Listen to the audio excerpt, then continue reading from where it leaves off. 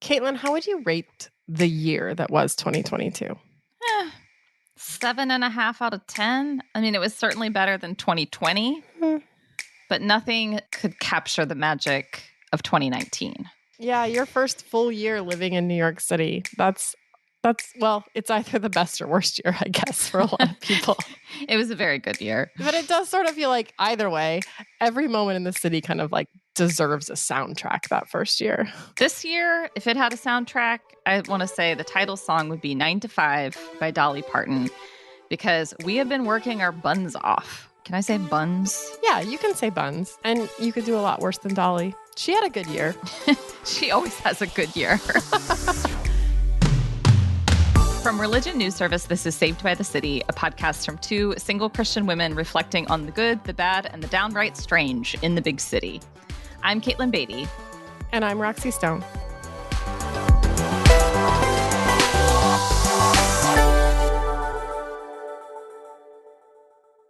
How would you rate your 2022, Roxy? Like on a scale from 1 to 10. Right. Thank you for defining the terms for me. Using the same metric. Yeah, I mean, like somewhere in the range of 7.5, maybe an 8. Oh. I don't know. That makes it sound more exciting than it was. It was actually a pretty like steady year. Mm-hmm. And I kind of liked that. Like, I just feel coming out of pandemic that the last like year and a half since the worst of the pandemic, I feel like was a reset. Well, maybe the pandemic was a reset, and coming out of it has been like, okay, what does life look like now? And I feel like for me, it's looked a lot less hectic, a lot less crazy. I don't travel as much, both for work and because I just haven't as much since the pandemic. But I feel like I've gotten all these really good, healthy routines in my life that make me feel really adult and maybe really boring, like getting up early and going for walks and like doing chores before work. Like dishes or vacuuming or grocery shopping. That's how exciting my life is these days. But I feel like I just feel pretty steady in a way that I would not have defined most of my life. And that feels good. At the end of the year, I feel like I'm coming off of a hamster wheel and just feel tired, like a little burnt out. Well, it's been a good year for the podcast. It was a great year for the podcast in terms of conversations with guests. We booked some really great guests. I was really happy with our Celebrity Summer series that was capped off by Beth Moore.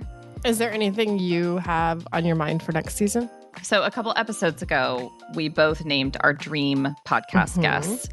I don't think it would be silly to try to go after either MK Jameson or Stephen Colbert. Yeah, and I definitely think we could get Michael Curry. Absolutely. So I think we should dream big in terms of guests. We've also received the feedback that our listeners really appreciate when we can both describe phenomena related to being Christian women in the world and also go personal or more vulnerable on those topics. Of course. So I wouldn't mind doing that because I think that provides a real balm to a lot of our listeners. You seem my immediate place I go to is like, let's talk about aging. Speaking of balm, let's talk about skincare on our. We are going there. We are talking about aging. We are talking about skincare routines. We are talking about the B word that ends in Otox. That B word. Good. I just can't wait. It's going to be awkward to line up a guest for that episode because it'll be like, you seem old. Do you want to talk about that? How's that going for you?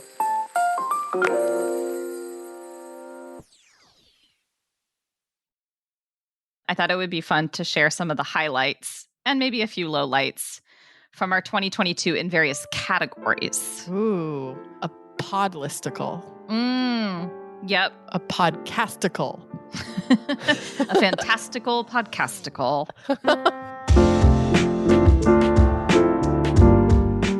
I was reflecting on 2022 as we were getting ready for this episode, and actually a lot happened. which maybe is just because like not a lot happened in our personal lives in the couple years before that because of COVID. Mm-hmm. So maybe it's just relative. But yeah, it felt like a full year of social gatherings, activities. I certainly felt like there was more going on in that realm. Mm-hmm. I mean, yes, definitely compared with 2020, which was a ghost town in terms of social gatherings, but even more than 2021. Yeah, it felt like a fun year in that way. It felt like a fun relational year. And I felt for me like I put down deeper roots in New York City this year, relationally, which is good. So do you have a best friend memory from 2022? Not like your best friend, your memory with them, but a highlight of social gathering memory. A highlight from your time together with other people who you like. Oh yeah, I don't have to be part of it, I swear. My friend Jonathan Merritt, also a friend of the podcast, he turned 40 this year and had like a big bash in Miami and invited a bunch of friends, and that was a really good time. So that was like a huge highlight, to get to be with a bunch of people and get to celebrate him. We've been friends for a really long time, so that was great. But most of my favorite memories were quiet ones, like when we hung out at Alyssa and Tom's and just like, oh my gosh, remember that when we were just like playing back all of the best CCM hits of our childhood. That was like it was such a transporting trip down memory lane. Oh my gosh. It was, yes. Listening to some of those songs, like from Jars of Clay, Point of Grace, DC Talk. Yes. Was like a full body sense memory. Like it was so viscerally took me back to that time in our lives. That was great. So besides that, what was the best friend memory from you of 2022? So you were at my book dinner party, where my parents had come into town and several friends from out of town had come in, and that was great. But actually just hanging out with some of those friends at my apartment earlier in the day, which sounds, I mean, we were literally just sitting around eating snacks and talking. Yeah. But there was something about, I realized after the fact that having friends from elsewhere see where you live and how you live felt very integrative. Like now my old self and my new self are connected. Yeah. Or like my old friends are bearing witness to my life, and that feels very valuable. Yeah. So not like a blowout thing, more just a really good afternoon talking. I love it.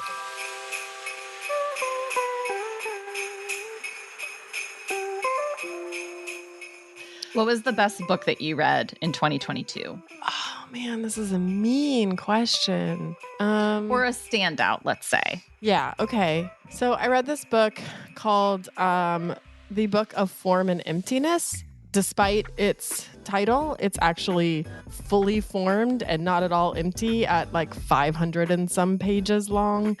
So this isn't a sparse book, despite the title.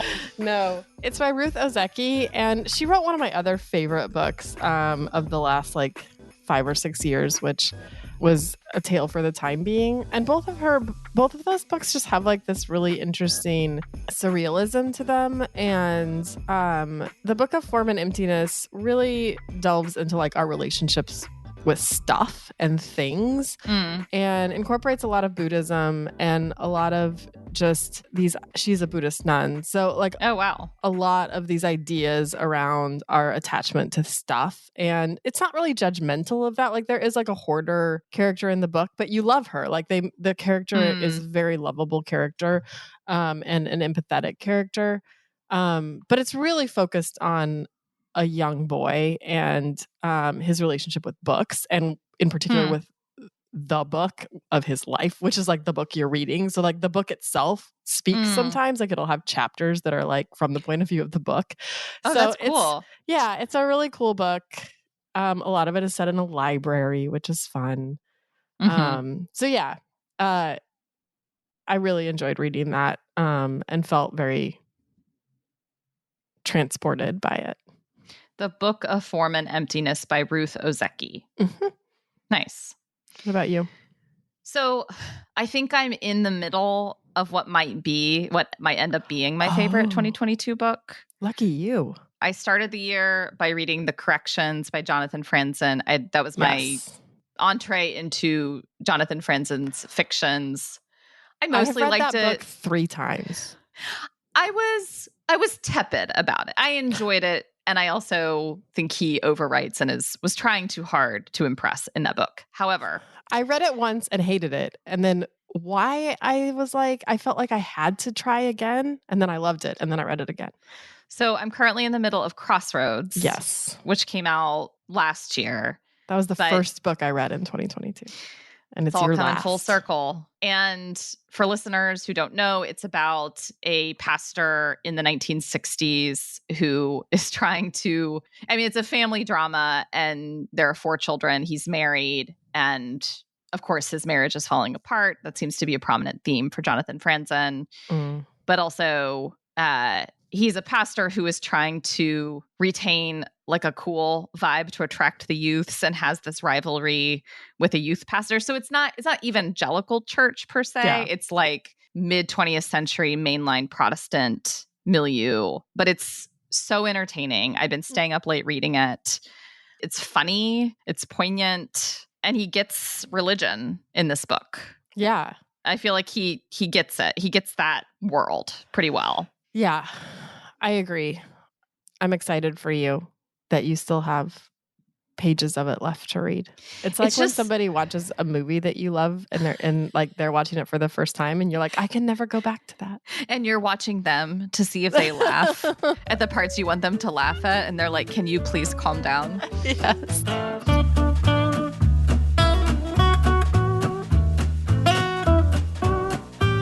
Favorite TV show? I'm watching White Lotus right now, that will be over by the time that this episode comes out. So all of you listeners know more than I do now. But that's been fun. I don't know that all of our listeners are watching the White Lotus. I'm just thinking about my parents.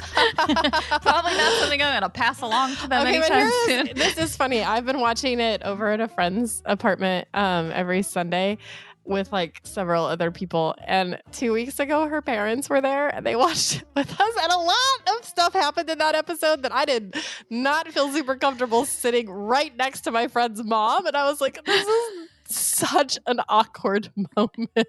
I think I know exactly what scene you might be thinking of that was truly shocking. I will not recount it here. I really enjoyed that. I'm for some reason I forget shows that I watch that I really like, which is sad, and that is the way my parents used to be. But I've enjoyed that. I'm enjoying The Bear. I just finished The Bear. That was good. Mm-hmm. He's so attractive. Why is he attractive? He is. I mean, because I agree he's in with charge. You. Because he's in charge. I know that sounds very heteronormative. Well, I mean, he has charisma too. Yeah. Yeah. Yes. I think my favorite show of the year was The White Lotus season 1. Ooh. Yeah. I think season 1 is better thus far than season 2 because the themes congeal a little bit more strongly. Mm-hmm. And I love that you get the perspective more in the first season than the second season of the staff of this luxury hotel and the way that they see the guests. You don't get that as strongly in this. That's true. Yeah. Season. It's probably, I'm going to sound like a prude. This season is like, maybe like you could dial the sex down a little bit. Yeah. But sex, I think, is also the primary theme of this season. Like the ways that people use sex and the way that sex can go very wrong or be used to control other people or can be very transactional. So, but I loved the first season so much. Yeah. I got uncomfortable sitting next to my friend's mom while the wallpaper intro was happening. That's pretty provocative. Provocative. Yes, that's a good adjective. What about your best meal? When my parents were in town, we went to Cafe Sabarsky, which is part of the Neue Gallery on the Upper East Side. We didn't go into the gallery. The gallery is known for German and Austrian art. But if you ever want like a European cafe experience in New York, It's absolutely lovely. If you want like Wiener Schnitzel, I feel like I've mentioned Wiener Schnitzel on this podcast before. Yeah. But like Wiener Schnitzel, Spätzle, like a classic European meal. And we all got something that we wanted to share. Mm. And then we got after dinner liqueur that tasted like pine needles. Ooh. That was great. It's just, I just love the cafe. It's beautiful. I have not been. That sounds nice. We should go sometime. It's lovely. I think mine was my birthday dinner, which there's a restaurant called Dagon. It looks like dragon, but drop the R. Uh-huh. But it's like a Israeli Mediterranean food. And I have this one friend who's really, really good at ordering. And like... especially for big groups, and ordered for the whole table. And we just like, everybody shared and everything we ate was good. And there's something about when you share where I know you hate this, but no, I don't. Okay. You're like, I want my own food. I want my own. I want my own dish. Enough. I want my, yes. I think it's like a scarcity thing. It is. It's funny. I love that for you. I almost like the feeling of getting a little taste of everything and being left wanting a little bit more, because I feel like I don't get tired of any of the dishes, or like I sort of crave something after like a little bit more. And I actually went back and like got the things that I thought were my favorite. And then I didn't like them as much as I did the time that I went and shared everybody's, because I didn't get all the other stuff. But it was great. And afterwards we ordered every single one of the desserts on the menu, and that was really fun. Oh, that's so fun. I'm so glad you all did that. And it is really nice to have somebody who has the knack for how to do that well. Yeah. And who will like take charge and know the right things to order. Yes. I'm happy that you experienced joy in sharing. Well, in the spirit of sharing, let's share a word about our sponsors. Religion News Service is an independent, award-winning source of global reporting on religion, spirituality, culture, and ethics. Right now, we're in the middle of our annual News Match campaign. As a nonprofit newsroom, RNS journalists depend on your support. To donate now, visit religionnews.com. And if you like what we're doing at Saved by the City, let us know. Give us a rating or a review wherever you listen to your podcasts. It goes a long way to helping get the word out about the show. We have a new bit of fan email from Eric, who says, "You're totally speaking to my interest and experience in ways that are authentic, introspective, curious, and hilarious. Oh. You two are really good at what you do. Thanks for doing it." Aw, thanks, Eric. Be like Eric. Email us at sbtcpodcast@religionnews.com. We'd love to hear from you.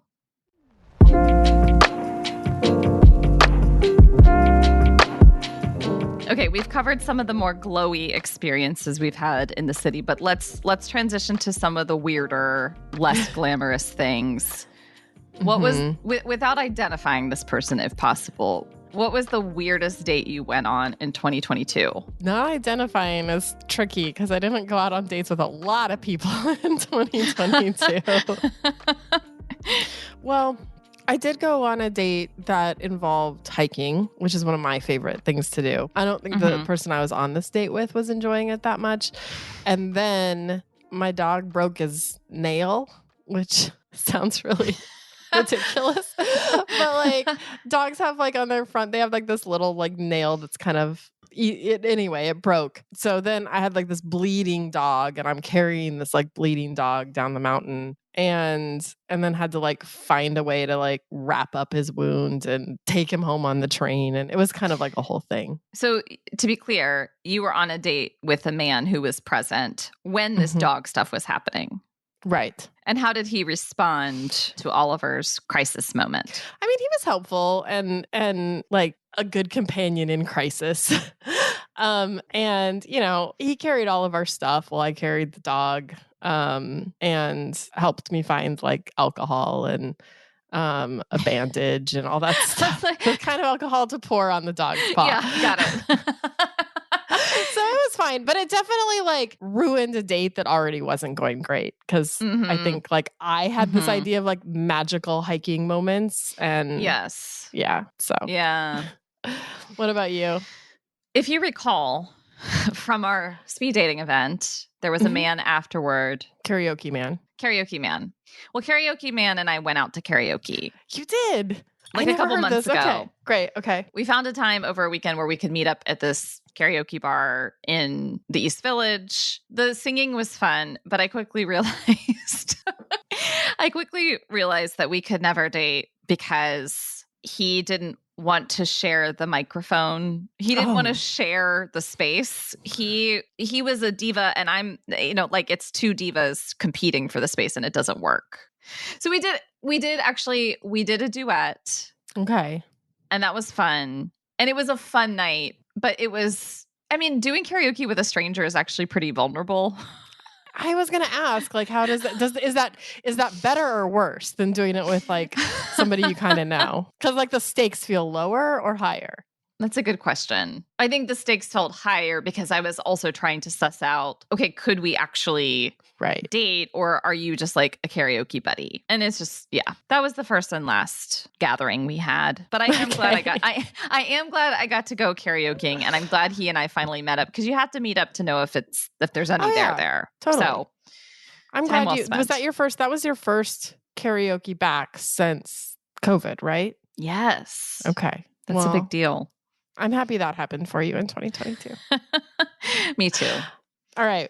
Weirdest thing you saw someone do on the subway? I'm going to tell like a preamble, but I swear it relates to what happened on the subway, which is that I had been on a flight and I noticed the woman sitting across the aisle from me picking her teeth with a toothpick and making a lot of noise and then sucking it afterwards. Oh. And it was so disgusting.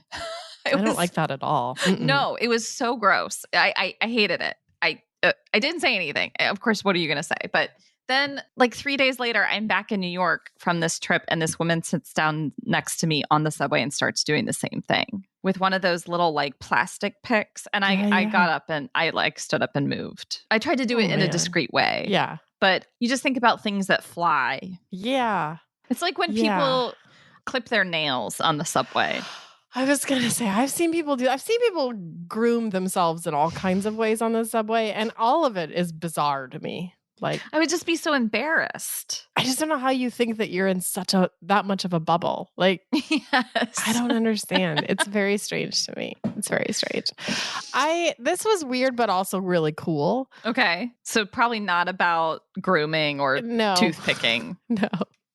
I was sitting next to this guy, and he had some kind of touch screen, and he was doing Japanese calligraphy on it.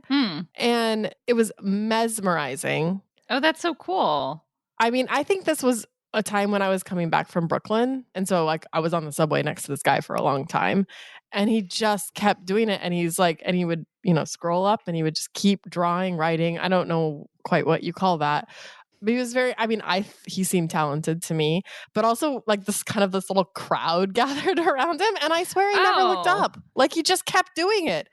Like, again, talk about a bubble. It was like he didn't notice that like half the train was just like gathering around him and watching. I could have sat there for like another hour watching him. It was really interesting. That's really cool. That's a good thing to happen on the subway. Yeah.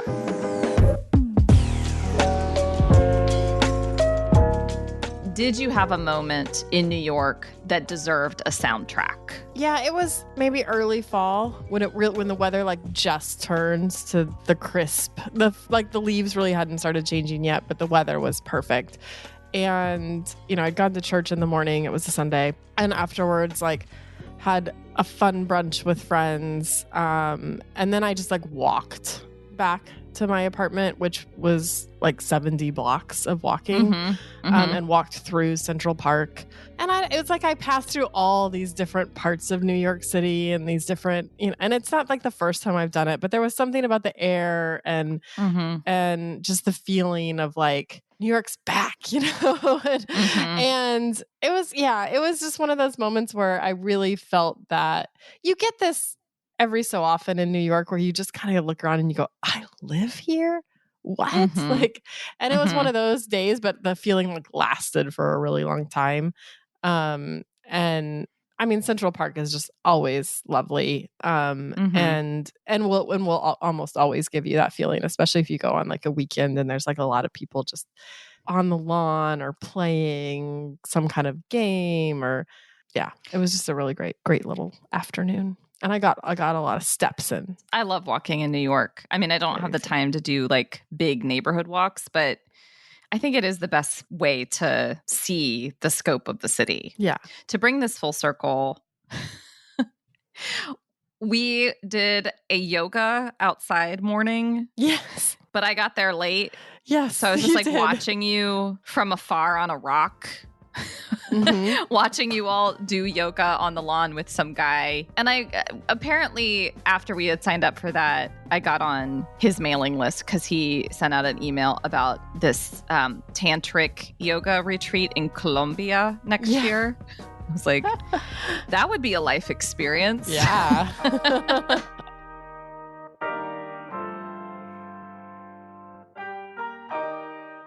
The year's almost over. It's been a 7.5 to 8 out of 10 year. Not too shabby, but 2023 might be even better. Let's hope. What is one thing that you want to carry into 2023? Like an attitude, a practice, a mantra, a hobby? I should probably have answers to all of those things. I want to get stronger. Physically? Yes. So I want to hit some personal bests lifting. So, gotta go for that. What do you lift, bro? What do you lift?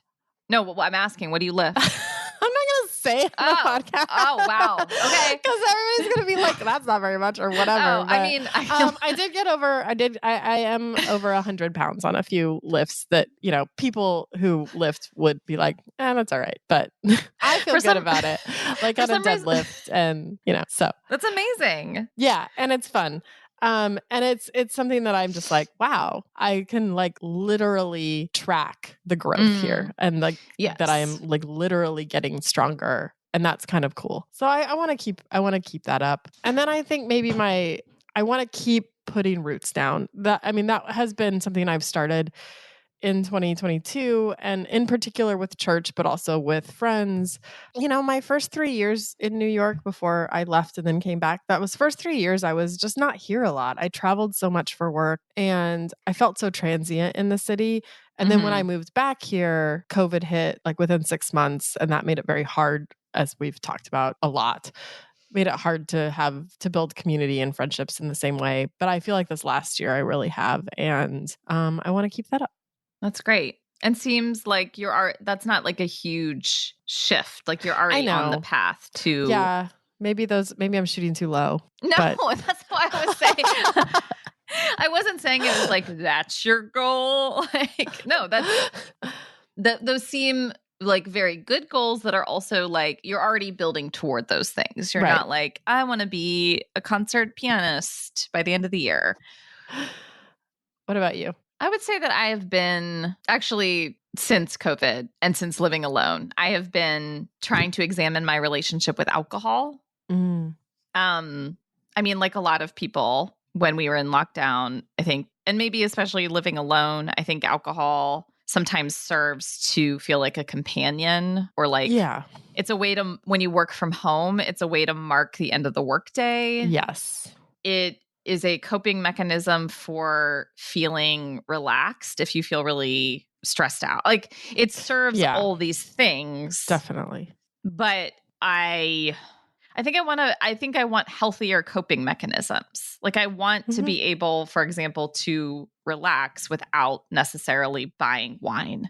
Yeah. And I want to feel healthier in my body. Right. And so I think it's been better this year. And I think it's been better because I've had more social connection. And I think that social connection is actually an antidote to unhealthy uses of alcohol. Yes, I think that's true. I can resonate with that. So I would like to carry into 2023 this like curiosity about why I drink and when I drink and address some of the root issues, And I think ultimately that's saying finding deeper community so that alcohol doesn't feel like as much as a needed companion. Sounds like a good podcast episode too. We got to do that one. Yeah. Aging and drinking.